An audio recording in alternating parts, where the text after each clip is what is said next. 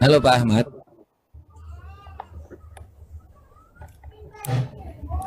Malam, bro. Malam-malam Pak.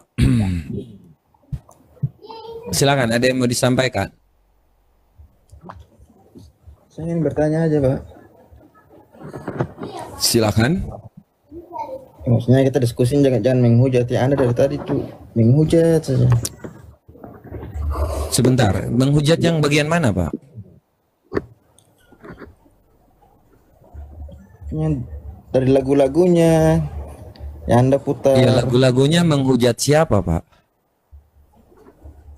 Ya, menurut Anda menghujat siapa, Pak? Umat Mokondo Pak.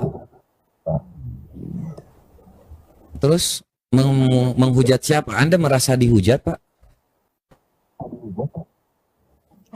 Saya nggak merasa dihujat, cuman diksi-diksi Anda itu mengarah ke arah-arah yang gimana ya?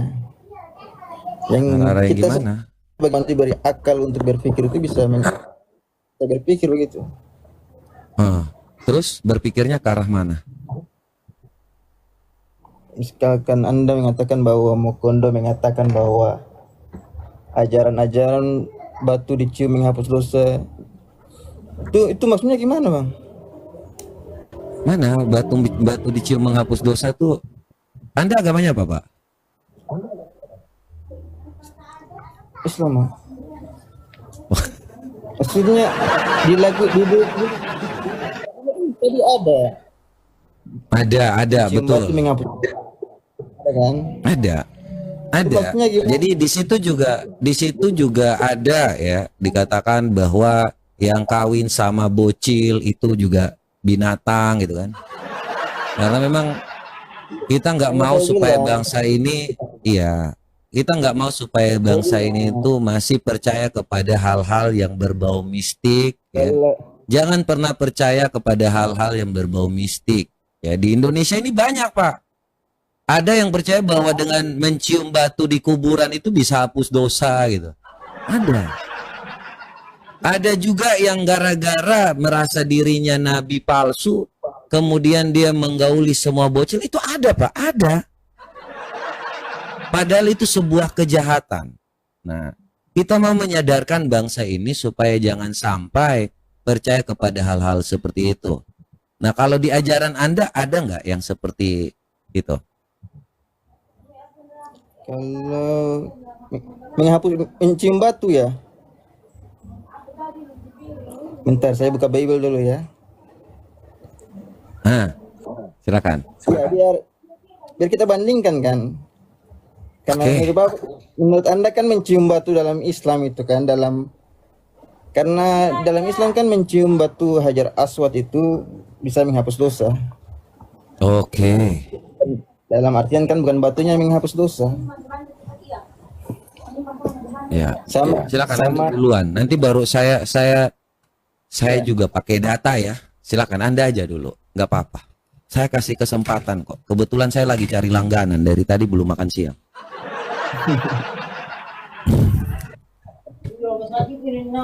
Tapi saya Anda sendiri yang mengatakannya ya. ingin bertanya nih Bang. Sebenarnya saya tujuan saya datang ini ingin Loh, bertanya. justru saya mau suruh Anda bertanya ini. Kebetulan saya belum makan siang. Ya, saya Silakan. mau bertanya ini mengenai kitab Anda ini. Mengenai kitab Anda Yesaya 42 ini Bang. Itu aja terus ya Pak ya. Ini kenapa sih Ya, pesan kayak pesan berantai gitu? kan pesan Kenapa enggak? berantai. Ini Kenapa kalian itu berpikirnya hanya sumbernya dari satu orang yang berpikir, terus yang lain cuma mengikuti gitu? nggak Kenapa kalian mengikuti nggak cari sendiri? Yesaya 42 ayat berapa Pak? keseluruhannya dari ayat pertama sampai ada berapa ayat nih saya ini. Di sini Yesaya ini berbicara tentang siapa Bang? Di situ tuh banyak yang tentang apapun di situ ya. Jadi kalau Yesaya ayat 1 sampai 8 tentang hamba Tuhan. Nah, ini kan yang kamu mau bilang di sini nubuatan-nubuatan tentang puji-pujian, tentang penyelamatan. Nah, apa yang Anda mau sampaikan? Bentar Bang, saya buka Atau mungkin Anda mau bahas, jangan sampai salah, Yesaya 22 yang tentang Nabi buta huruf. Saya membahasnya di Yesaya 42 Bang. Yesaya Oh, Yesaya 42 42. ini berbicaranya tentang siapa? Dari ayat Yang mana? pertama, Kata yang mana? dari ayat dari nomor pertama nomor 1 ya. Sampai nomor 25. Itu nubuatan, Pak. Ya, nubuatan tentang siapa? Di sini Nabi Yesaya ini berbicara tentang siapa? Tentang kedatangan Yesus Kristus. Karena di sini ini Nabi Yesaya ini berbicara tentang Bani Haidar. Mana? Bentar ya, saya di nomor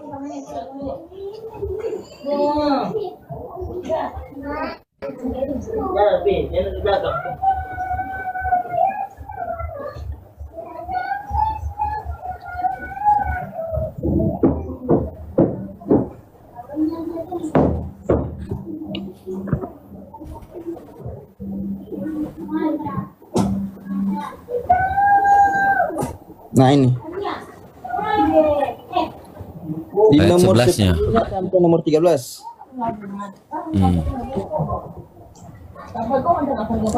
Nyanyikanlah nyanyian baru bagi Tuhan dan pujilah Dia dari ujung bumi, baiklah laut bergemuruh serta segala isinya dan pulau-pulau dengan segala penduduknya. Kemudian selanjutnya, baiklah padang gurun menyeringkan suara dengan kota-kotanya dan desa-desa yang didiami Kedar. Baiklah bersorak-sorai penduduk bukit batu, baiklah mereka berseru-seru dari puncak gunung-gunung. Poinnya apa? 12-nya, baiklah mereka memberi penghormatan kepada Tuhan dan memberikan pujian yang kepadanya di pulau-pulau. Tuhan, ayat 13-nya, Tuhan keluar berperang seperti pahlawan, seperti orang perang yang membangkitkan semangatnya untuk bertempur. Ia bertempik sorak, ia memekik terhadap musuh-musuhnya, ia membuktikan kepahlawanannya.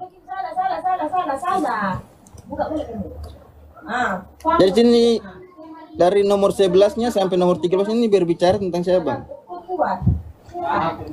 Tentang nubuatan Tuhan Yesus. Tuh, Anda terlalu berisik sih. Bentar Bang. Tentang nubuatan Tuhan Yesus atau tentang Nabi dari bukit-bukit batu Bang? Karena di sini, baiklah padang gurun menyaringkan suara dengan kota-kotanya dan dengan desa-desa yang didiami Kedar. Oh, nah, dari berapa? 11 sampai 13. Yang ini, pujian keselamatan ini tentang penyelamatan.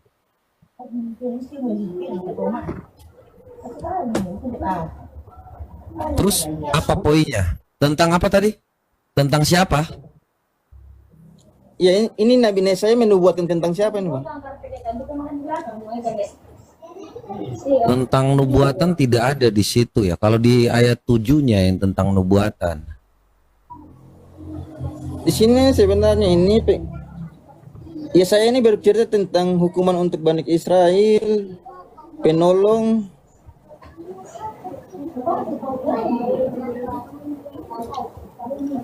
Kenapa? Maksudnya apa poinnya? Bukan tentang nubuatan, itu tentang pujian keselamatan. Di sini Kalau di ayat 7 Yesaya, sampai 9 itu yang tentang nubuatan. di sini Yesaya berbicara tentang nubuatan Bang, bahwa Tuhan berbicara tentang hambanya, seorang hamba. Yang mana? Ayat berapa yang Anda baca? Di situ dari nomor 1, situ satu perikop semua itu Bang. Iya, tidak satu perikop yang Anda baca itu dari 1 sampai 9. Itu berhenti untuk yang namanya menyatakan nubuatan yang sudah terjadi. Yang ke-10 tadi itu tentang yang namanya puji-pujian. Kata baiklah padang gurun menyeringkan suara kota-kotanya dengan desa-desa yang dialami Kedar. Baiklah bersorak-sorai penduduk bukit batu. Baiklah mereka, ini puji-pujian. Bukan tentang nubuatan. Di sini tentang nubuatan, Bang. Mana di situ nubuatan kepada siapa? Kalau yang Anda pahami di situ nubuatan untuk siapa? Di sini berbicara tentang Iya, sekarang Anda yang bilang itu nubuatan. Sekarang untuk nubuatan untuk siapa? Kalau Anda, saya bilang itu puji-pujian. Sekarang Anda mau menubuatkan tentang siapa kalau Anda mau? Kan saya udah bilang itu bukan nubuatan. Anda memaksa itu nubuatan. Oke, nubuatan kepada siapa? Oke, saya bacakan dari nomor satunya. Loh, kalau nomor satu kan saya udah bilang itu ada nubuatan yang sudah ada di situ, Iya, yang sudah makanya terjadi. saya, Anda saya baca, tadi fokusnya bertanya, ingat, Anda bertanya ayat 11 dari sampai yang ke-13. Anda mengarahkan saya bahwa ini juga ada nubuatan. Nubuatan kepada siapa mau Anda? gini Bang, di sini kan bercerita tentang Ngomong aja ya, nubuatan tentang siapa? Iya, nubuatan tentang siapa? Silakan. Makanya saya kan bilang Bang begini, saya bertanya dari nomor satunya sampai nomor 25-nya, cuma saya bacakan yang nomor 11-nya tadi. Iya. Anda mau ini nubuatan tentang siapa? Menurut Abang, Nabi Yesaya berbicara tentang siapa itu Bang?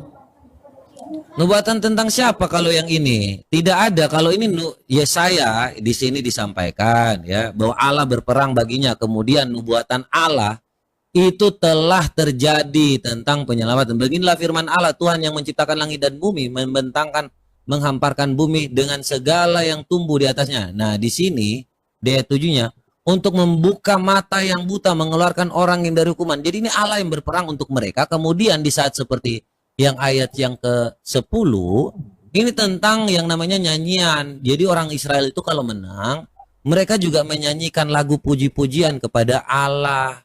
Ya, kemudian kalau Anda memaksa bahwa Tuhan keluar berperang seperti pahlawan, seperti orang berperang membangkitkan semangatnya untuk kita bertempur, berteriak, sorak-sorai. Ya, ialah yang memaki terhadap musuh-musuh. Ini tentang yang namanya kasih Allah kepada bangsa Israel. Mereka menyambut dengan puji-pujian gitu. Oh, berarti menurut Abang bukit-bukit batu itu berbicara tentang Israel. Bani Kedar, tentang desa-desa di Diami Kedar itu berbicara tentang Bani Israel. Mana tentang bangsa Israel? Kan di situ kan dikatakan tadi Bang, nomor 12 atau 11 ya. Ya Kedar lah. Kok tiba-tiba jadi Israel? Maksudnya apa sih ini? Bentar Bang. Kan di situ dikatakan di nomor 12-nya. Baiklah mereka memberi penghormatan nomor 11-nya. Baiklah padang gurun menyaringkan suara dengan kota-kotanya dan dengan desa-desa yang didiami Kedar. Itu kenapa jadinya larinya ke Israel, Bang? Apa? Itu nyanyian. Supaya orang Kedar pun menyanyikan untuk kemenangan bangsa Israel juga. Baiklah.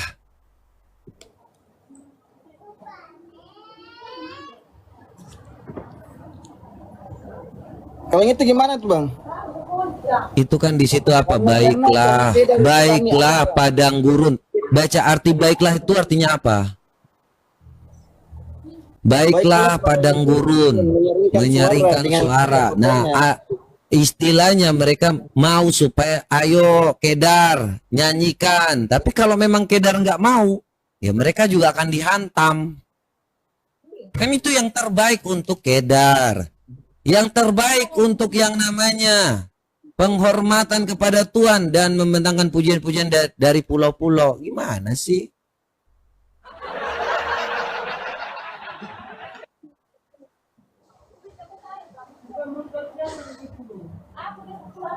Maksudnya merangkai pertanyaan aja Anda nggak ngerti nih.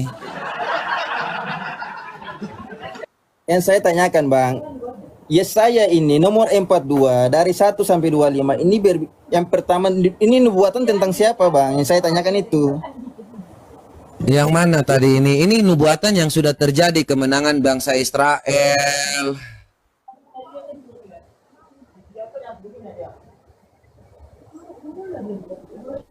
Di sini kan nomor satunya berbicara tentang lihat itu hambaku yang kupegang orang pilihanku yang kepadanya aku berkenan, aku telah menaruh rohku ke atasnya. Dan nomor duanya, supaya ia menyatakan hukum kepada bangsa-bangsa, ia tidak akan berteriak atau menyaringkan suara atau mendengarkan suaranya di jalan.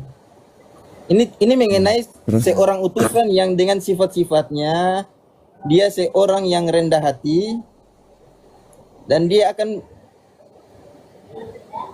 menyatakan hukum kepada seluruh bangsa.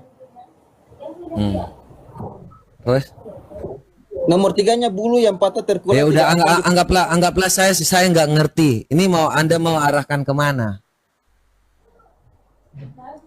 Makanya kan saya tanyakan pertanyaan sama abang. Ini nubuatan Yesaya ini berbicara tentang siapa? Ini Tuhan berbicara dengan Nabi Yesaya ini tentang siapa ini, bang? Yang akan Tentang Yesaya.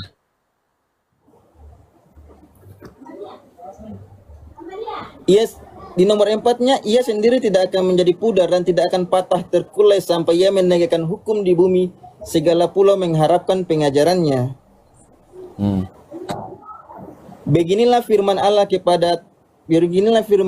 Tuhan yang menciptakan langit dan membentangkannya, menghamparkannya bumi dengan segala yang tumbuh di atasnya, yang memberikan nafas kepada umat manusia yang mendudukinya dan nyawa kepada mereka yang hidup di atasnya.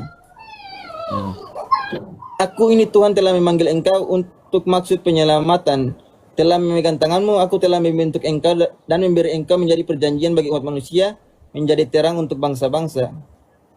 Untuk membuka mata yang buta, untuk mengeluarkan orang hukuman dari tempat tahanan dan mengeluarkan orang-orang yang duduk dari rumah penjara.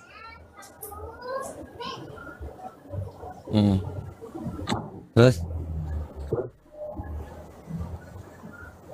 Nubuat, aku ini Tuhan, itulah namaku, aku tidak akan memberikan kemuliaanku kepada yang lain, atau kemasyuranku kepada patung. Nubuat yang dahulu sekarang sudah menjadi kenyataan, hal-hal yang baru hendak kuberitahukan kepada hal-hal itu muncul. Aku mengabarkannya kepadamu.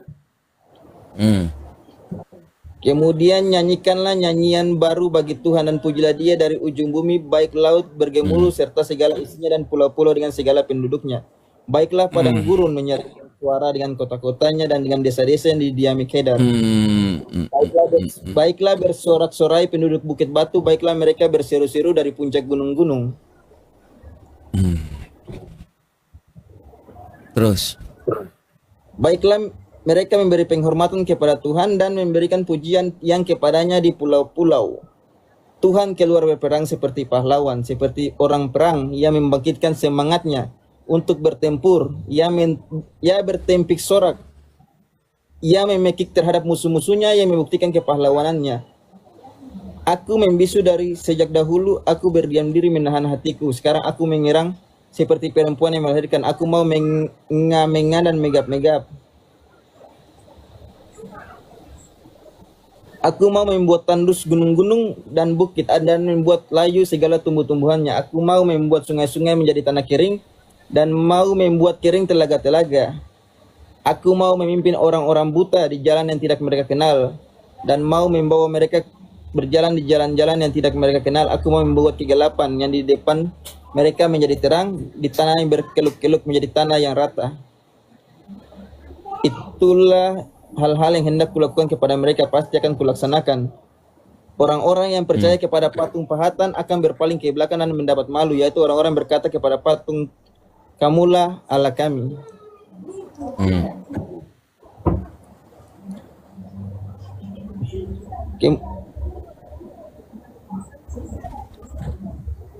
Kemudian sampai seterusnya nih bang. Ini yang saya pertanyakan bang. Tuhan berbicara kepada Nabi Yesaya ini nubuatan tentang siapa nih bang? Dari tadi saya sudah jelaskan, kau tuli apa gimana? Ini seperti ada yang di sini. Dengarkanlah hai orang-orang tuli. Pandanglah dan lihatlah, bacanya dari ayat 1 sampai 9. Ini dari tadi kau bilang. Ayat 42 ini menjelaskan bagaimana kemenangan Allah tentang nubuatan nanti. Yang sudah ada dan yang telah terjadi dan yang nanti akan datang. Nubuatan-nubuatan Tuhan itu telah terjadi.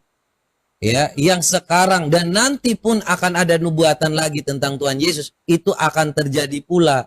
Jadi lu nggak usah ragu. Makanya mereka harus bernyanyi dengan nyanyian yang baru, nyanyian-nyanyian untuk Allah, nyanyian kemenangan tentang kedahsyatan Allah yang memberikan mereka, menyertai mereka. Ya, supaya bangsa-bangsa Kedar pun baiklah tidak melawan mereka, karena mereka itu keturunan keturunan dari Ismail juga. Ini berbicara Terus tentang Yesus, Bang. di ayat 1 sampai 9 Iya, berbicara tentang Yesus. dia akan jadi Bang. gini. Jadi yang dialami pada ayat 1 sampai 9 itu yang telah terjadi, nubuatan yang dari masa lalu telah terjadi saat ini, yang disampaikan kalian nggak percaya. Nanti akan ada raja lagi kepada kalian yang mengajarkan. Terus Yang mengajarkan gimana, Bang?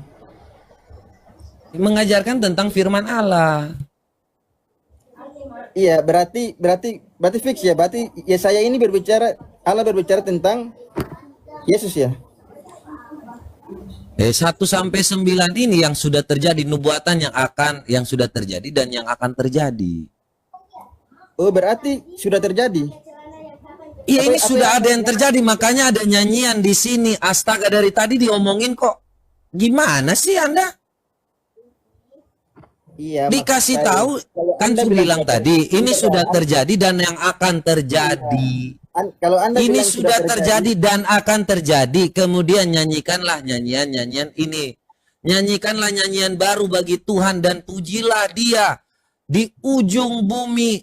Jadi mereka menyanyikan lagu-lagu yang telah mereka, ini kan kemenangan nih. Kalau saya menang terhadap si Nabi Mokondo, saya ngomong Nabi Mokondo, tapi bukan berarti saya itu memuji dan memuliakan Nabi Mokondo, tapi saya mengatakan bahwa si Nabi Mokondo telah saya kalahkan gitu. Paham nggak ketika waktu saya bilang bahwa segala sesuatu saya menang dari Ahmad, bukan berarti saya memuji Ahmad. Ahmad telah dikalahkan, sekarang Ahmad tunduk. Oke, gitu. Itu contoh narasinya deh, supaya gampang banget begini, ini. Berarti begini, Bang. Anda mengatakan bahwa nomor 1 sampai 9 sudah terjadi, nubuatnya sudah terjadi. Ada yang sudah terjadi dan yang nanti akan terjadi. Nah, yang sudah terjadi itu yang mana, Bang? Yang sudah terjadi Loh, itu yang mana? kemenangan atas bangsa Kedar. Kalau Anda baca sebelum-sebelumnya itu Israel berperang. Loh, dengarkan. Di mana, Bang? Di mana Bani Kedar menyanyikan lagu-lagu nyanyian-nyanyian? Siapa yang bilang Bani Kedar yang menyanyi? Di situ kan dikatakan padang-padang gurun dan desa-desa yang didiami Kedar. Dan Bukit Batu. Ngambil Sekarang Panadol atau Paramex dong, ini dijelasin kagak ngerti-ngerti nih. Serius, di mana di situ ada Bani Kedar yang nyanyikan? Itu untuk bangsa Israel, deh. di situ kan dikatakan, Bang, desa-desa yang didiami Kedar. Kalau bukan bangsa Arab, Baiklah, bukan yang namanya itu yang nyanyi itu bukan Bani Kedar. Tidak ada, ini fokusnya ya saya ini ngomong tentang bangsa Israel. Bentar, Bang. Iya, ngomong contohnya gini, saya ngomong sebentar. Saya ngomong tentang Ahmad. Ya, apakah saya ini Ahmad?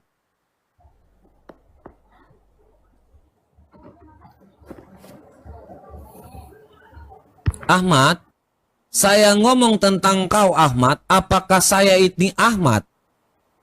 Bukan. Ya udah, kenapa kau maksa? Di situ kan saya pertanyakan, Bang. Anda mengatakan bahwa nubuatan yang belum terjadi dan sudah terjadi. Gini, saya udah jawab ya. Anda maunya apa? Makanya Anda kan maunya apa? saya bertanya. Anda maunya apa? Saya udah jawab bahwa itu nubuatan tentang Yesus dan nubuatan yang nanti akan terjadi tentang kedatangan Yesus dan yang sudah terjadi. Maka Israel itu, bangsa Yahudi ini tetap percaya dengan menyanyikan dari ayat 11 dari ayat 10-nya. Nih, nyanyian baru.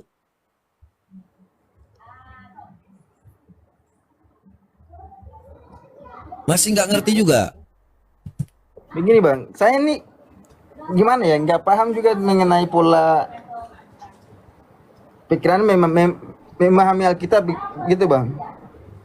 Ya udah, Anda coba jelaskan tentang saya. Maksudnya apa?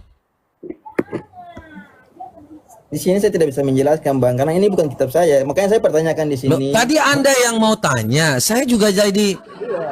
Loh, kalau memang saya menjelaskan salah, coba Anda yang merasa benar, coba saya mau dengar.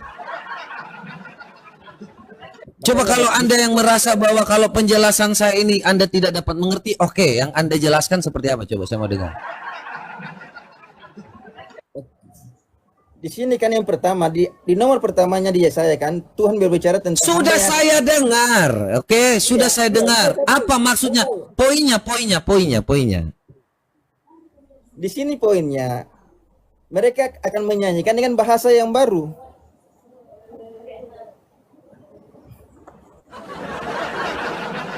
Bangsa Israel menyanyi dengan bahasa yang baru. Bentar saya bacakan ayatnya.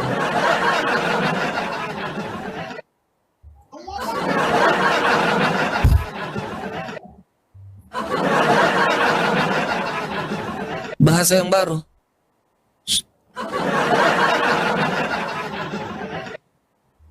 Dari tadi kau menyimpulkan ini bahasa yang baru. Waduh, waduh. Bentar bang, saya buka kitab dulu.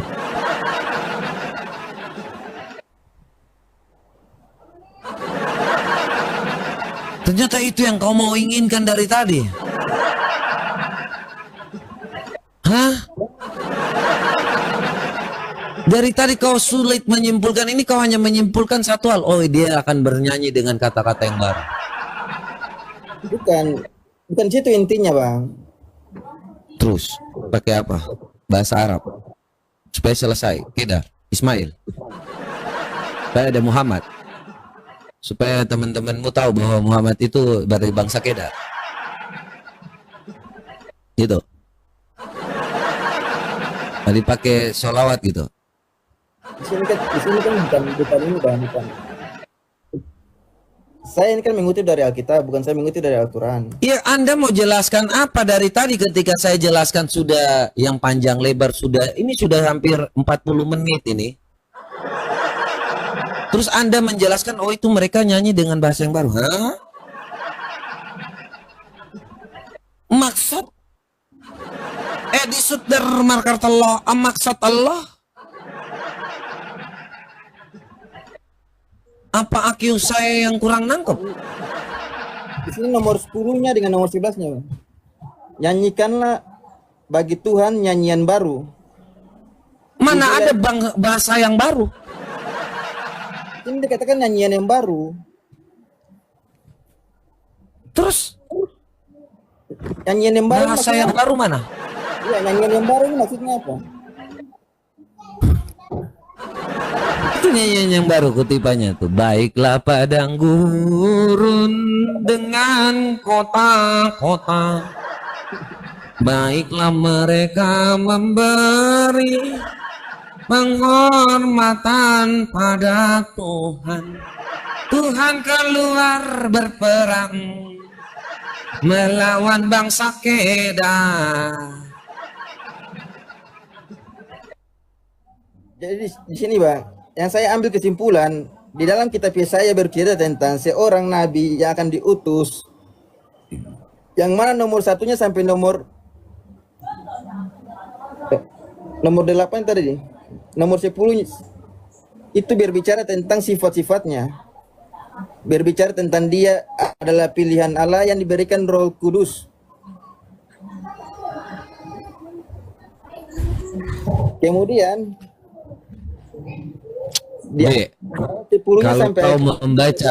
kalau kau membaca Yesaya seperti itu, ya, saya hanya kasihan aja. Karena kalau kau percaya kepada Alkitab, kau harus percaya keseluruhan.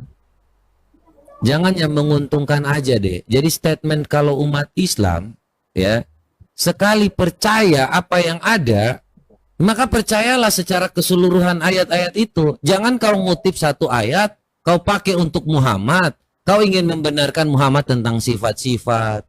Ya, kemudian yang lain kau tidak percaya dengan ayat-ayatnya kan? Nggak usah dipaksain, Pak. Kita ini gini ya, saya kasih contoh aja. Kalau memang itu adalah Tuhan dari kalian nggak punya nabi yang namanya Nabi Yesaya, Pak. Coba kau kasih dalam Islam itu Nabi Yesaya itu siapa? Saya tanya Anda, kalau memang ini nubuatan tentang si nabimu, sebentar. Di dalam Islam Nabi Yesaya itu nabi namanya siapa? Mungkin ada Khidir, ada siapa? Coba kamu kasih saya. Namanya siapa? Nabi Yesaya yang dipakai Islam itu. Coba kasih saya. Nabi yang meninggal di gergaji itu Nabi Yahya. Yesaya itu meninggal. Itu Yesaya. Yesaya itu meninggalnya kenapa? Saya nggak tahu. Karena Yesaya itu di perjanjian lama itu Bang, itu kitabnya orang Yahudi itu. Dia masuk di Ketuvim kalau nggak salah itu. Iya, Yahya itu apakah Yesaya? Yahya itu Yesaya. Kalau dalam Islam dikatakan tuh ini perbedaan ya, bahasa. saya tanya, Yahya itu Yesaya apa ya? Tidak gitu. Iya tidak. Yahya itu Yesaya atau tidak? Kalau menurut saya Yesaya itu, Bang. Yesaya, coba Anda sampaikan dengan tegas. Yahya adalah Yesaya. Coba.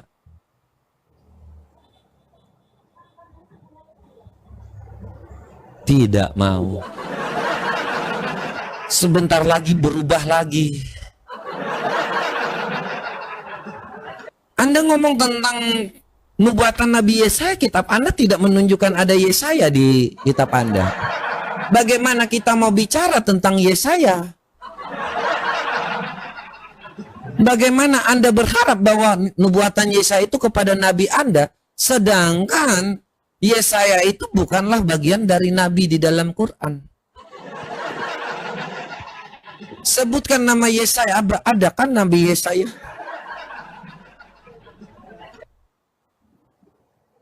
Ini ya, Anda mau membuktikan dari kitab Yesaya, tapi tidak pernah mengakui adanya Nabi Yesaya. Kalau Nabi itu banyak Bang, Nabi dalam Islam itu ada banyak, ada 100. Makanya akuin, di mana ada Nabi Yesaya menubuatkan. Coba Nabi Yesaya itu yang mana Bang? Nabi Yesaya di dalam Islam. Siapa namanya? Hah? Siapa Nabi Yesaya dalam Islam? Kalau Nabi Pantas dari tadi Anda berharap. Hah? Kenapa? Sebentar Bang. Apa? Nabi Yesaya itu di perjanjian lama atau perjanjian baru? Perjanjian lama. Perjanjian lama itu berarti itu punya orang Yahudi ya Bang? Loh, sejak kapan jadi orang Yahudi? Kitab Taurat itu kitabnya siapa Bang? Oh, kitab Taurat untuk bangsa Yahudi. Yesaya itu masuk Taurat atau masuk Injil Bang? Yesaya masuk Injil. Mana masuk Injil Bang? Loh, tentu saja kan Anda sudah tahu tadi kan. Saya senang Anda baca Alkitab, tetapi Anda gini, beban pembuktian itu kepada Anda yang mendalilkan. Jadi kalau Anda memakai kitab Yesaya untuk nubuatan Nabi Anda, siapa nama Nabi Anda yang di dalam Islam? Yesaya itu namanya siapa? Kayak contohnya Ibrahim, Abraham, Yahya itu Yohanes Pembaptis. Sekarang Yesaya ini siapa gitu? Ada nggak? Supaya kalau memang diakui, saya akan akui bahwa ini nubuatan tentang Muhammad. Ayo silakan. Kalau memang ada Nabi Yesaya dalam Islam, oke, saya akan akui, silakan. Simpel itu aja. Oke, ini kayaknya nubuatan tentang Muhammad, silakan aja. Kalau memang Anda mau bahwa Yesaya ini menubuatkan tentang nabimu, maka kau harus percaya secara keseluruhan dari kitab Yesaya ini. Silakan tampilkan siapa nama Yesaya di dalam keislaman. Apakah ada Nabi Yesaya?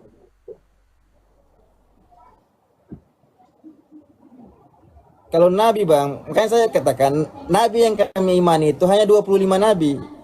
Adakah Nabi Yesaya di dalam Islam? Pertanyaan saya Anda jawab dulu. tidak menutup kemungkinan nabi itu banyak, Bang. Salah satu 25 nabi ada Yesaya tidak? Saya tanya lagi, adakah Nabi Yesaya di dalam Islam, di dalam 25 nabi? Kalau Nabi Yesaya, kalau saya pelajari tentang kenabian, Nabi Yesaya itu saya tidak tahu ya, Bang. Ya udah cari dulu. Cari dulu ya.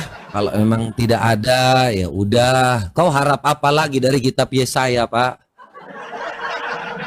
Kalau kau sudah bilang tidak ada, terus bagaimana kau mengklaim bahwa Yesaya itu menyatakan tentang Muhammad? Secara turun-temurun dia kan nggak dapat garisnya. Dia kan sudah dihilangkan. Ini kan ada ajaran baru Islam. Di sebelumnya ini Yesaya ini dipakai. Udah hilang Yesaya. Bagaimana dia mau nyambung lagi? Kalau seandainya dia bisa ada di sini, turunannya dapat. Tapi sekarang malah lu udah menghapus Yesaya dari Quran.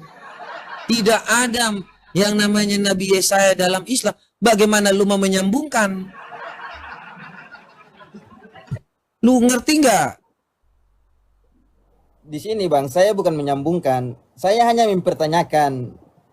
Yesaya dalam Taurat itu, Nabi Yesaya ketika Yang Tuhan pasti, berbicara yang dengan- pastinya bukan untuk Muhammad. Yang pastinya bukan untuk Muhammad. Iya, makanya saya pertanyakan. Saya pastikan yang pastinya bukan untuk Muhammad.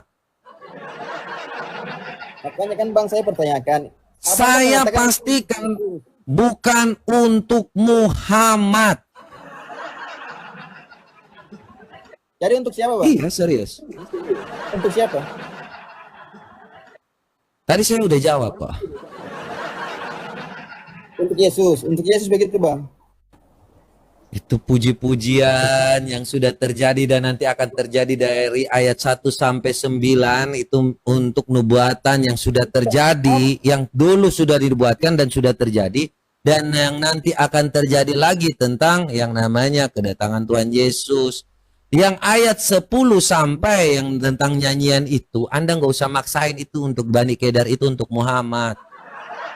Saya kasih logika simpel itu aja. Kalau memang ada mau dikatakan tentang Muhammad, maka lo harus buktikan dulu bahwa Yesaya itu bagian dari Nabi di dalam keislaman. Supaya nyambung. Paham? Saya, Bang, saya tidak menyambungkan. Yang saya pertanyakan buat Abang itu, Nabi Yesaya ketika Allah berfirman kepadanya tentang bahwa akan ada utusannya, Bukan Allahmu. kemudian dia akan menetapkan hukuman kepada bangsa-bangsa. Dia akan Allahmu. Nih kita mulai bukain ini kitabmu. Kita mulai bukain supaya kau tahu kitabmu nih.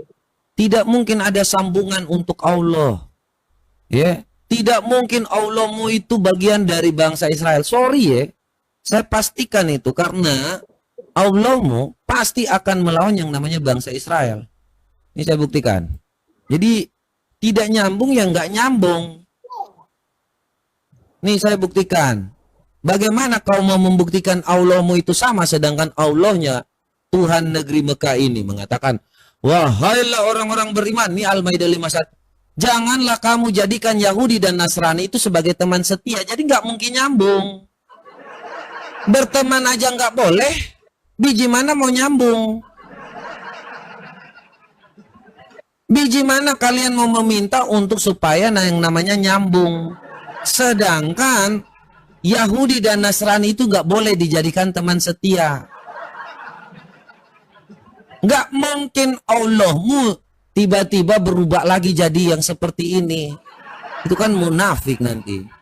Masa Allahmu awal mulanya ngomong bilang, oh ini adalah bangsa Israel ini juga bangsa pilihan Allah. Terus tiba-tiba dia jadi munafik ketika udah bersama Muhammad. Kan aneh.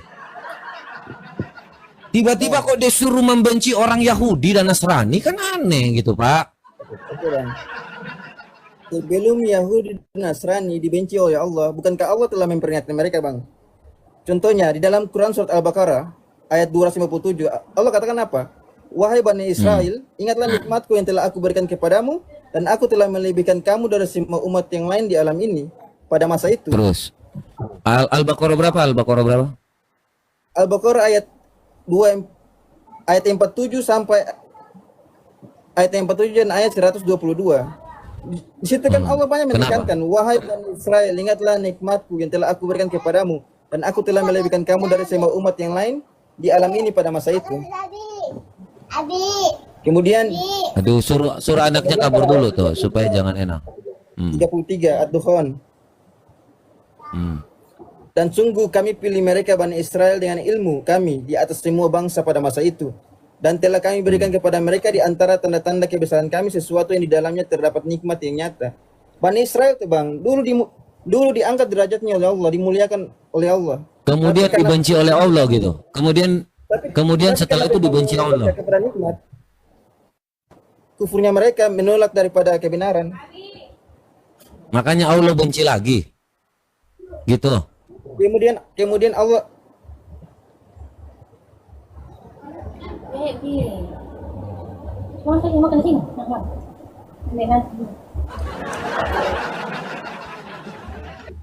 Kemudian Allah benci mereka gitu. bukan membenci. On off gitu. Allah membencinya. Hah. Bahkan, Jadi Allah benci bangsa Israel. bahkan Allah katakan Yahudi dan Nasrani itu tempatnya itu di neraka. Baguslah. Itu baru benar kalau kau ngomong seperti itu supaya kita tahu Tuhan kita berbeda. Kalau Tuhan apa Tuhan di gimana, negeri Bang? Mekah beda. Kalau Tuhan apa membenci enggak? Tuhan Yesus jelas Tuhan kami itu Allah Bapa Tritunggal Maha Kudus, Bapa Putra dan Roh Kudus.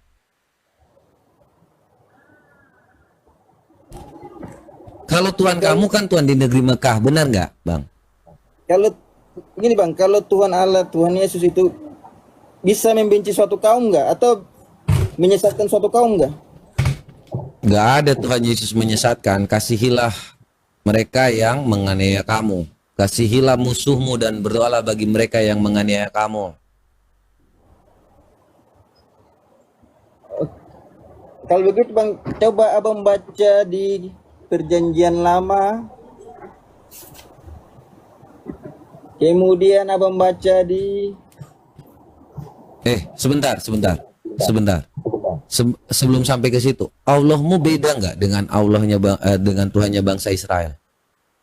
sama Bang. Sama. Sama. Bisa nggak kamu bersyahadat atas nama Elohim atau Yahweh atau Adonai? Tiada Tuhan selain Adonai. Bisa nggak? Itu kan hanya perbedaan bahasa, Bang. Bisa nggak? Itu kan hanya perbedaan bahasa. Bisa atau tidak? Makanya perbedaan bahasa bisa atau tidak? Kalau sudah diserap dalam bahasa Arab berarti pengucapannya Allah, Bang. Bisa atau tidak? Kalau sudah diserap dalam bahasa Arab berarti bahasanya katanya menjadi Allah. Bisa atau tidak? Saya tanya. Kan sama nih, satu Tuhan. Bisa atau tidak? Saya kan bilang, Bang, kalau penyerapan Bisa bahasa atau tidak? Saya tanya lagi, bisa atau tidak? saya tanya dulu, Bang. Allah itu nama gelar atau apa, Bang? Allah itu nama atau gelar? Kau ini bisa tidak? Ya, saya tanyakan, Allah itu nama atau gelar? Bisa atau tidak? Jawab dulu bisa atau tidak. Iya, yang saya mau tanyakan, Allah itu nama atau gelar? Saya hanya nanya satu pertanyaan, Kalau kami bisa dan bersyahadat- tidak. Kalau kami bersyahadat memakai nama Tuhan kami. Bisa atau tidak? Tadi kan kau bilang sama. Iya, Bisa atau iya, tidak? sama. Bersyahadat. Kan saya bilang, saya bersyahadat memakai nama Tuhan kami. Dan nama Tuhan kami adalah Allah.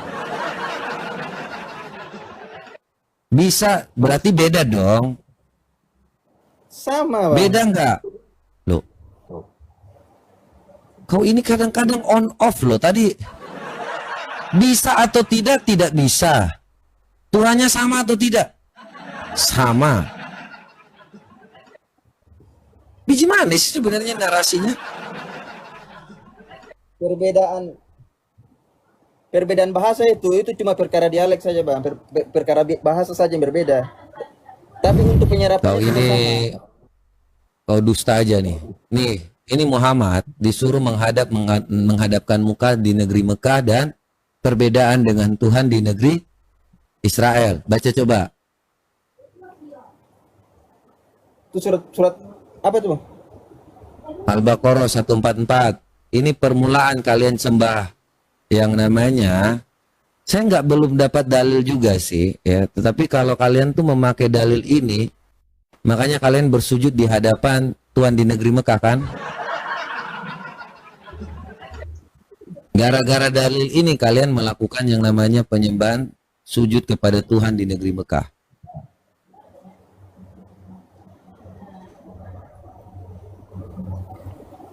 Allah itu Tuhan untuk semesta alam. Baca. Ikro. Jangan sok tahu kitab orang. Nih, kami melihat wajahmu Muhammad menghadap ke langit, maka kami palingkan engkau ke kiblat yang engkau senangi, maka hadapkanlah wajahmu ke arah Masjidil Haram. Dan di mana saja engkau berada, dan hadapkanlah wajahmu ke arah itu. Dan sesungguhnya orang-orang yang diberi kitab Taurat, Injil, tahu bahwa pemindahan kiblat itu adalah kebenaran bagi Tuhan siapa ini? Tuhan siapa? Tuhan siapa? Mereka. Ya udah mereka. beda Tuhan. Tuhan Kenapa mereka, kau Tuhan paksakan mereka. sama? Loh, Tuhan mereka itu dalam konsep Tuhan orangnya Yahudi dengan orang loh. yang Yang diberikan kitab dari Tuhan mereka itu siapa? Ini Tuhan mereka. Bentar bang, saya baca ya. Sesungguhnya orang-orang yang diberi kitab Taurat dan Injil tahu bahwa pemindahan kiblat itu adalah kebenaran dari Tuhan mereka. Tuhan mereka itu adalah Allah Subhanahu wa taala. Mana Tuhan mereka? Yang memerintahkan memindahkan kiblat Yang siapa, Bang? ngomong sebentar. Yang ngomong tentang ini siapa? Ngomong Yang ini. pemerintah, Kami ini siapa? Kami ini siapa? Kami itu Allah. Allah. Mereka ini siapa? Mereka itu Yahudi Tuhan mereka dan ini siapa? Nasrani. Yahudi dan Nasrani. Tuhan mereka ini siapa? Tuhan mereka ini siapa? Tuhan mereka itu Yahudi dan Nasrani. Tuhan dari Yahudi dan Nasrani. Allah.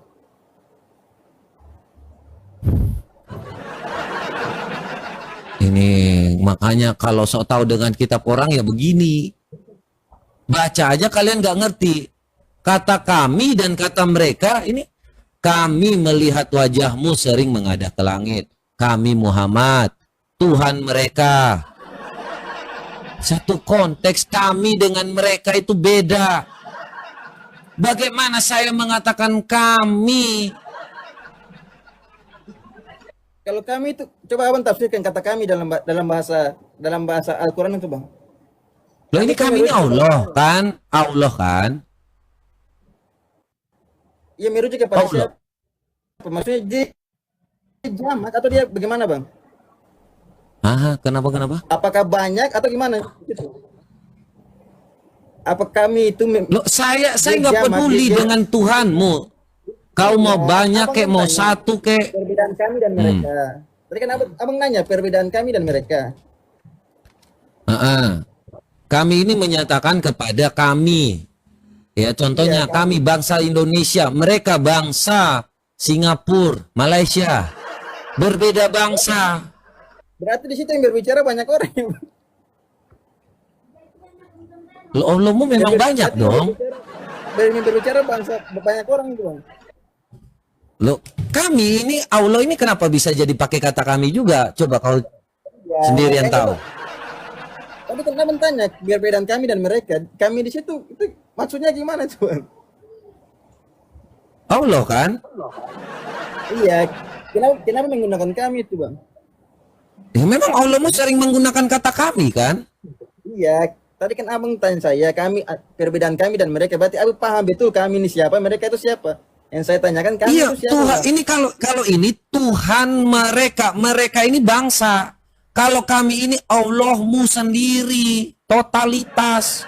Kalau ini Tuhan mereka, Tuhan, Tuhan yang Allah yang Esa, Allah yang satu, Allah Abraham, Allah Ishak, Allah Yakub, mereka ini Israel.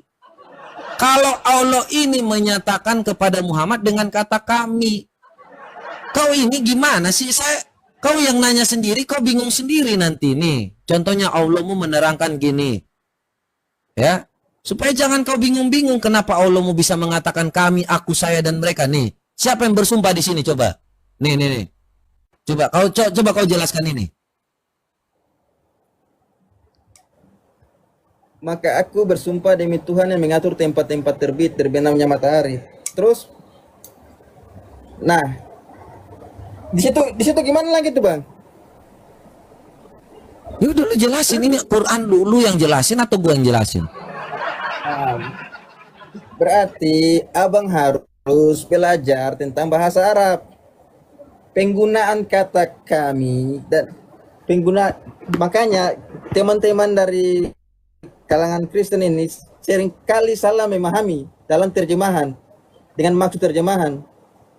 Contohnya saya pernah ditanyakan di dalam surat apa ya? Enggak usah loncat-loncat, kami aja fokus. Ini apa? Ya, makanya kata kami sering digunakan oleh Allah itu menunjukkan kebesaran. Apa ini? Kebesaran apa? Ini dia nggak besar. Ini dia nggak besar ini. Berarti Allah Subhanahu wa taala di situ bersumpah demi dirinya sendiri. Demi Tuhan. Di situ Allah bersumpah demi dirinya sendiri. Demi Dan Tuhan. itu adalah Tuhan, aku bersumpah. Sebentar. Aku bersumpah demi Tuhan yang mengatur. Gitu. Iya, Allah Subhanahu wa taala bersumpah demi dirinya sendiri. Maka Allah mengatakan di situ kalau nggak salah itu coba bahasa Arabnya kurang.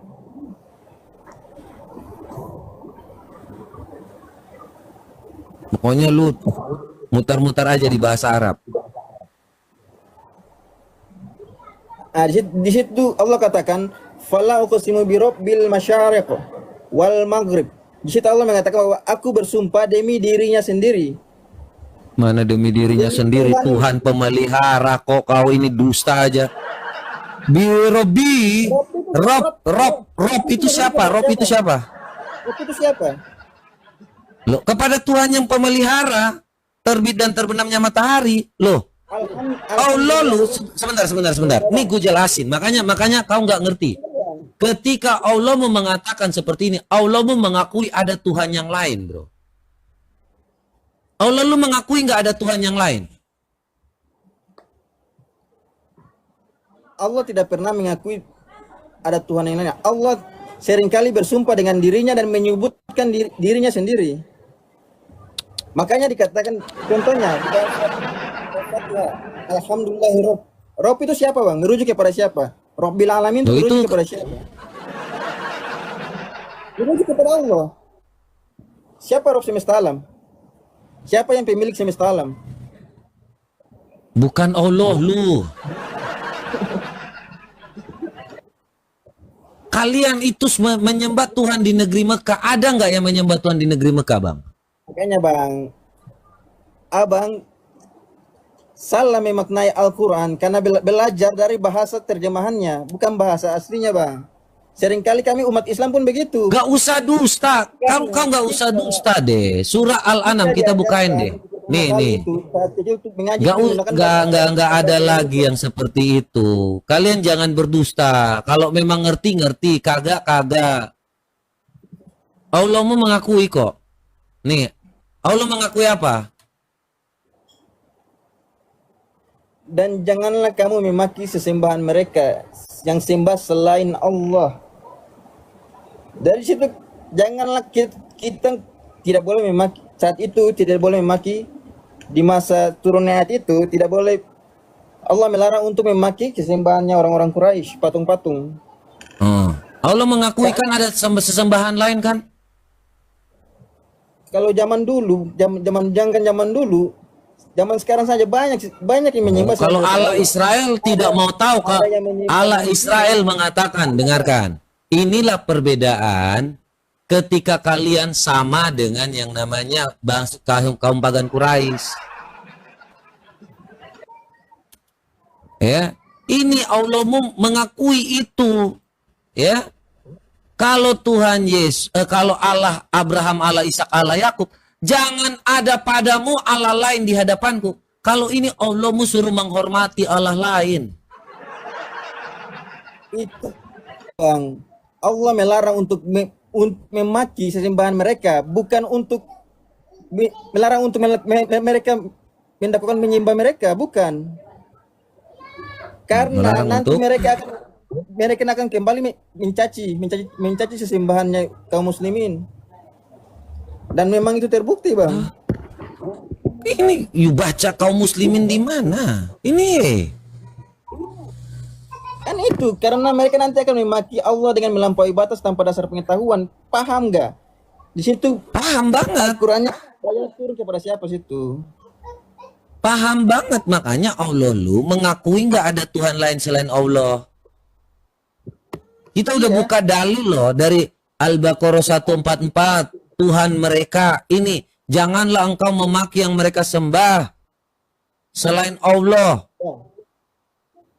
Contohnya saja, Bang. Kalau saya memaki Tuhan Anda, saya mengatakan bla bla, Anda maki Tuhan saya balik enggak? Enggak, ngapain saya maki Tuhan Anda? Anda hina kok. Loh, ngapain saya maki Tuhan Anda? Anda kok maksa? Kita jadi manusia itu yang jujur aja, Bang.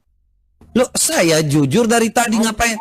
Saya selalu mengatakan, dengarkan deh, dengarkan. Ketika Anda mengatakan seperti itu, Anda sudah sangat hina. Anda sudah mengatakan bahwa Anda punya Tuhan yang berbeda dengan Tuhan saya.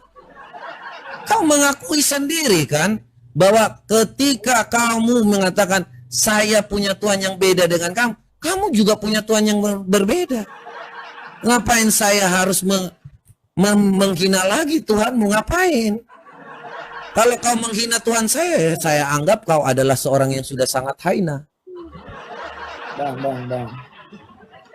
Sifat manusia kita, jangan kita banyak berdusta, Bang. Ketika kalau Anda mengatakan Anda menyampaikan kebenaran, sampaikan kebenaran yang benar. Loh, memang saya sampaikan kebenaran kok. Saya selalu menyampaikan teman-teman semua, jangan kalau Tuhan Yesus dihina, kalian balas. Ngapain kita hina? Mereka sudah sangat hina kok.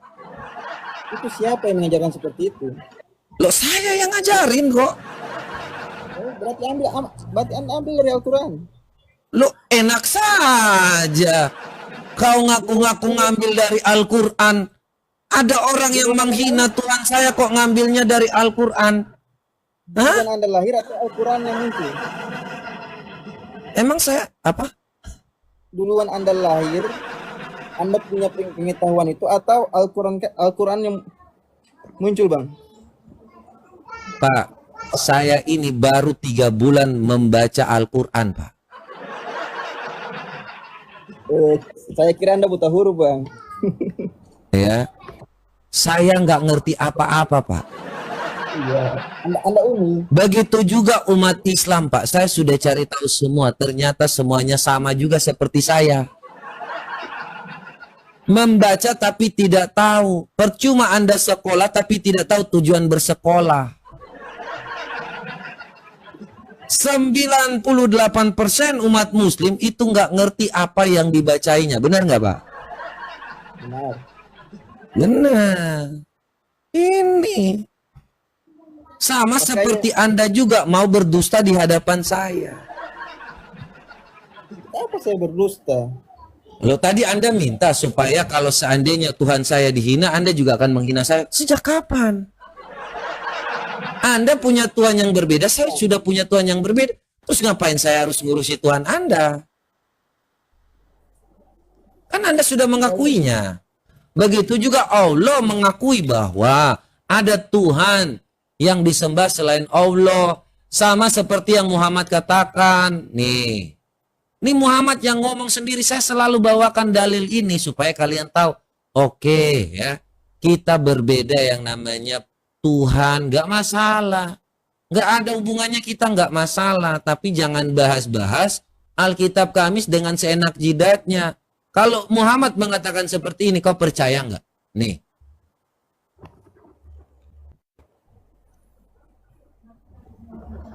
Baca. Aku percaya bang. Coba baca apa? Aku Muhammad itu hadis atau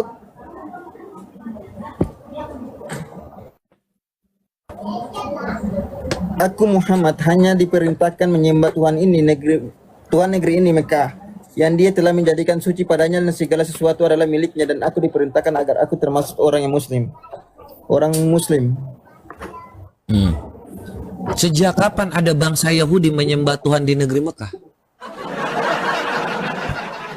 Bang, Allah mengatakan negeri Mekah itu untuk kekhususan daripada negeri Mekah itu sendiri, bukan berarti Allah hanya eksistensinya Tuhan di negeri Mekah. Allah itu Rabbil semesta alamin. Rabbil alamin semesta alam. Kau bersujud ke Tuhan di untuk memuliakan negeri Mekah, karena tujuannya muliakan negeri Mekah. Negeri Mekah orang Quraisy, Bang. Muliakah negeri Mekah ini? Ya, Masjidil Haram. Allah muliakan Baitullah. Benar, ya udah. Nah, Tuhannya di negeri. Dalam ayat itu Allah mengatakan Tuhannya negeri Mekah itu untuk kemuliaannya negeri Mekah, bukan berarti Allah Tuhan di negeri Mekah, bukan hanya untuk Allah aja, untuk negeri Mekah juga. Bukan hanya untuk negeri Mekah. Rabbil alamin, semesta alam. Allah Rabbil alamin. Sekarang ku tanya, sebelum ada yang namanya Allahmu, apakah orang menyembah yang namanya Tuhan di negeri Mekah saja? Dulu Bang, negeri Mekah itu belum dikenal sebelum datangnya Islam. Ketika negeri Mekah dikenal dimuliakan oleh Allah setelah diutusnya Nabi Muhammad. Dulu pagan-pagan Quraisy itu mereka masih menyembah berhala-berhala. Bahkan tapi ada sebagian kaum Bani Arab yang masih memegang daripada agama Nabi Ibrahim, yang dikatakan mila Ibrahim. Ibrahim lagi. Ibrahim ini yang beda kan dengan yang di ayat Alkitab? Beda nggak? Kalau yang mempunyai anak Ismail dan Ishak berarti kita sama. Karena Ibrahim kami mempunyai anak bernama 3 anaknya. Yang ketiga anak saya kurang belajar, tapi yang keduanya itu Ismail dengan Ishak. Ibrahim disunat umur berapa? Ibrahim disunat umur berapa? Ibrahim itu disunat kalau tidak 7 tahun 9 tahun tuh. Matilah kau. Ibrahim kau nggak tahu, udahlah ya, daripada diskusi dengan kau ini. Ibrahim berapa? 80 tahun. 80 tahun. Abraham disunat umur berapa? Umur berapa Bang? 99 tahun. Ibrahim nama bapaknya siapa? Azar. Kalau dalam bahasa Arabnya dibilang Azar. Kalau Abraham namanya Tera, beda jauh lagi. Ibrahim punya istri berapa? Ibrahim itu punya istri itu 2. Abraham punya istri 3. Kalau 3, ya kayaknya 3. Nih. Karena anak itu kan saya pelajari cuma 2 Bang. Hajar sama Sarah. Langsung berubah ikut-ikutan 3. Kalau Hajar itu istri bukan Bang? Hah? Budak. Berarti Budak. Berarti kalau digauli sama Nabi Ibrahim itu gimana hukumnya itu Bang? Dosa. Dosa, berarti Nabi Ibrahim berbuat dosa. Kalau saya belum tahu ya, itu belum 10 hukum Taurat ya. Ada ya sebelum hukum Nuh ya. Gimana ya?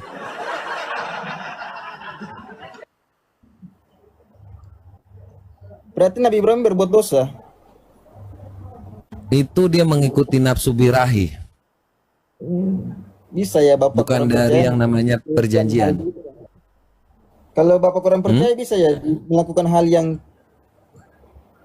melakukan hal Dia maksiat belum seperti itu. percaya. Dia belum percaya. Ketika waktu Allah itu berjanji, itulah anak perjanjian, ya. Ishak itu adalah anak perjanjian yang setelah dikulikatan itu disunat, itu baru anak perjanjian itu. Siapa anak perjanjian, Bang? Duluan Ismail atau Ishak, Ishak?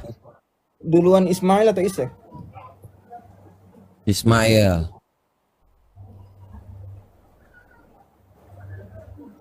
Itu berarti sebelum Ismail lahir, sebelum perjanjian atau Ismail lahir sesudah perjanjian? Sesudah Ismail lahir. Sesudah Ismail lahir baru adanya perjanjian. Hmm, Itu di mana tuh, Bang? ya. Kejadian 17. Kejadian 17. Hmm. Bentar, Bang.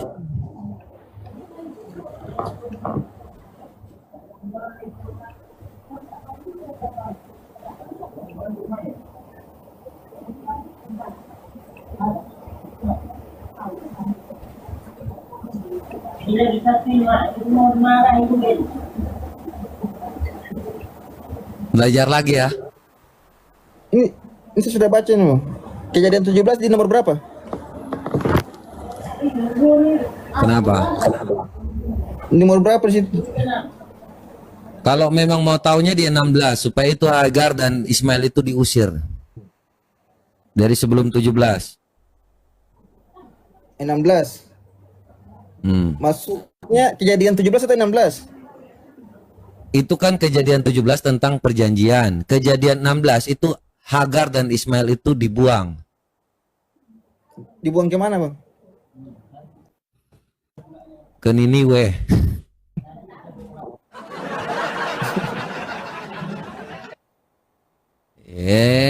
Baca di situ ayat 16, ayat 9, kembalilah 16 nomor manyonyanya, berapa? 16 nomor kandunglah melahir. 16 nomor Tadi berapa? kan kau sudah bilang kan, ayat 9, ayat 11, 11. 11.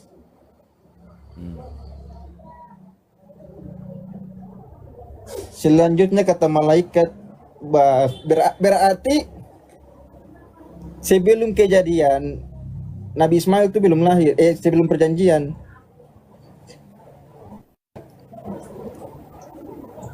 Karena di sini katakan apa? Selanjutnya kata malaikat Tuhan itu kepadanya, engkau mengandung dan akan melahirkan seorang anak laki-laki dan akan menamainya Ismail.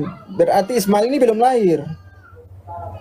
Sesudah sebelum perjanjian. Baca terus dari ayat selanjutnya, supaya jangan kau ini kadang-kadang. Ini kan ayatnya jelas nih, Bang. Ini kan malaikat berkata kepada Nabi Ibrahim ini. Malaikat Iya, mengatakan baca itu kan, iya, itu untuk Ismail kan? seorang Ya, anak itu laki-laki. untuk Ismail kan? Sebentar. Baca. Itu untuk Ismail, benar atau tidak? Benar untuk Ismail. Oke. Ini belum perjanjian kan? Ini sudah perjanjian kan? Ini sudah perjanjian atau Oke. Ini Ismail ya. Selanjutnya ayat yang Ya, pasal yang ke-17. Iya, ini pasal 17 tentang perjanjian supaya kau ngerti.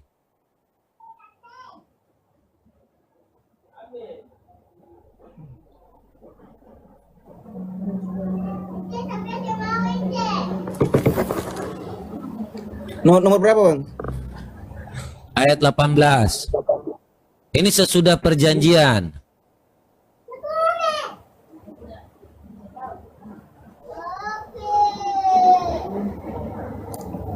Jadi Dan Ismail Abraham itu sudah ada.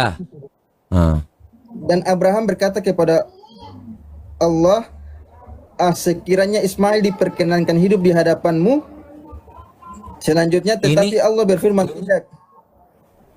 Allah tidak memberkati. Kalau kau bilang bahwa Allah mau memberkati Ismail.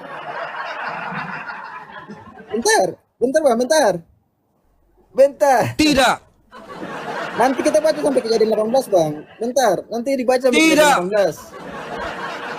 Tidak pernah Allah Abraham, Allah Ishak itu memberkati Ismail. Benar.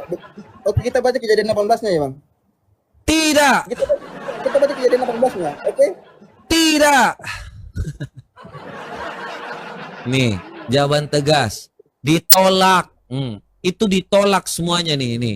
Dan Abraham berkata kepada Allah, sekiranya Ismail diperkenankan hidup di hadapan. Tidak, apa-apa itu. Dan enggak, kau budak itu. Tidak akan diberkati. Kau berharap bahwa dia mau diberkati. Tidak. Itu anak jinah kau itu. Hei. Tidak ada. Gundik itu. Itu budak. Oh, nggak usah berharap kalau firman Tuhan itu ya dan amin. Dia bilang tidak. Tidak seperti Allahmu. Janganlah engkau memaki sesembahan yang mereka sembah selain Allah. Kalau di dalam Alkitab itu jelas. Jangan ada padamu Allah lain di hadapanku. Jadi nggak boleh kau sembah-sembah Allah lain. Sikat kalau yang Allah lain.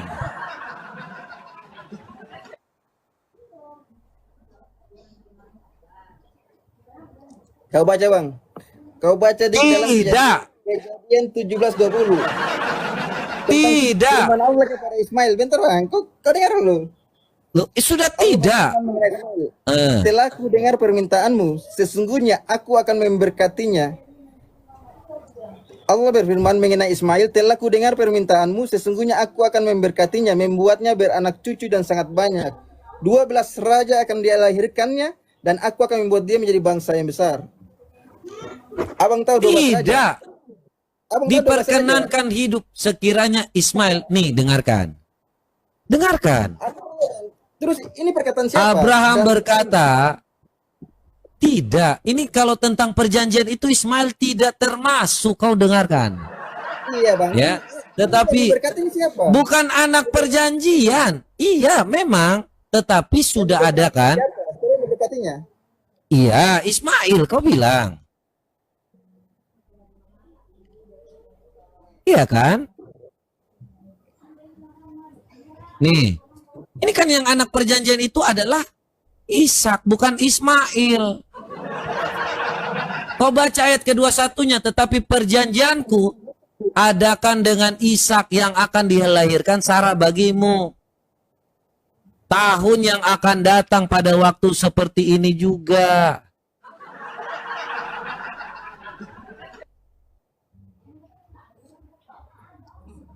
Kemudian Ismail ini bentar, Bang. Saya balikan kameranya dulu.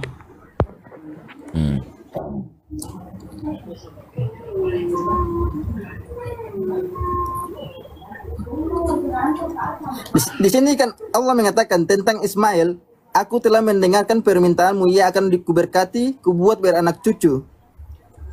Dan sangat banyak, ia akan memperanakan 12 raja, dan aku akan membuatnya menjadi bangsa yang besar.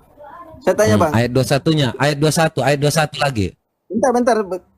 Ya, lanjut ayat 21. Kita nggak ngomong, Bang. Iya, bentar, aku bacakan. Iya, kita baca yang ayat 21 ini depan kau, baca ayat 21-nya. Ini ayat 21.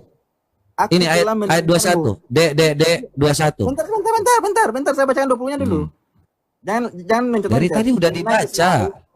Aku telah mendengar, melihatlah, aku telah memberkatinya, membuatnya beranak cucu dan akan melipat gandakannya menjadi sangat banyak. Darinya akan lahir 12 raja dan aku akan menjadikannya bangsa yang besar. Terus apa poinnya yang kamu ambil? Maka akan hal Ismail itu pun telah kululuskan permintaanmu, bahwa sesungguhnya aku telah memberkati akan dia dan membiarkan dia, membanyakan dia amat sangat, dan 12 orang raja-raja akan berpancar daripadanya dan aku akan menjadikan dia bangsa yang besar. Mana ayat 21-nya kau nggak mau baca?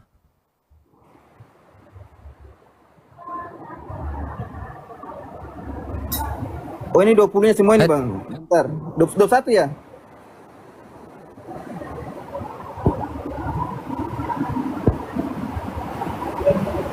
Kalau hanya beranak cucu ya beranak cucu aja. Oke bentar.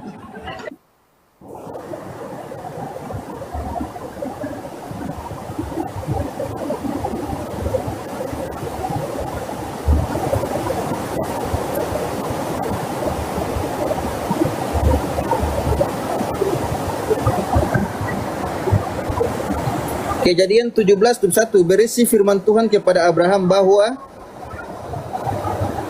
perjanjiannya akan diteguhkan dengan Ishak, anak yang akan dilahirkan Sarah, bukan dengan Ismail. Selesai dong.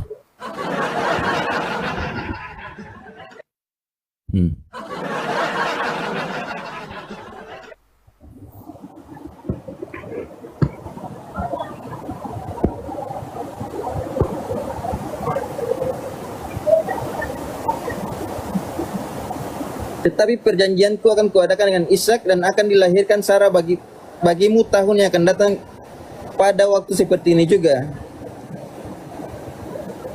Udah. Udah. Udah selesai kan tentang perjanjian?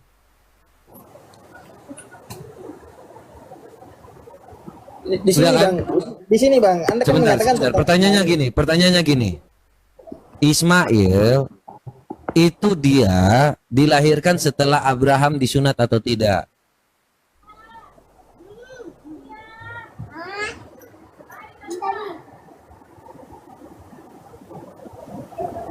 Ini mau perhatikan anak. Udah ya. Pertanyaan saya mudah nih. Ibrahim itu ya dibuah nih, diginiin ketika Adam sudah sunat atau belum? Kalau itu saya nggak tahu bang. Oke, terima kasih ya, udah terjawab. Baca aja Kejadian 16 dan 17. Kalau nggak tahu ya udah ya. Bentar bang, berarti di sini perjanjiannya berarti Ishak. Ya, Tapi untuk Ismail kan Allah juga memberkatinya. Bahkan Allah menjadikannya 12 bangsa yang besar. silahkan. Nggak peduli kami. Mau bangsa yang besar, mau apapun itu, yang penting kita sudah buktikan. Oh, mau jadi bangsa yang besar, kita nggak peduli dengan Ismail.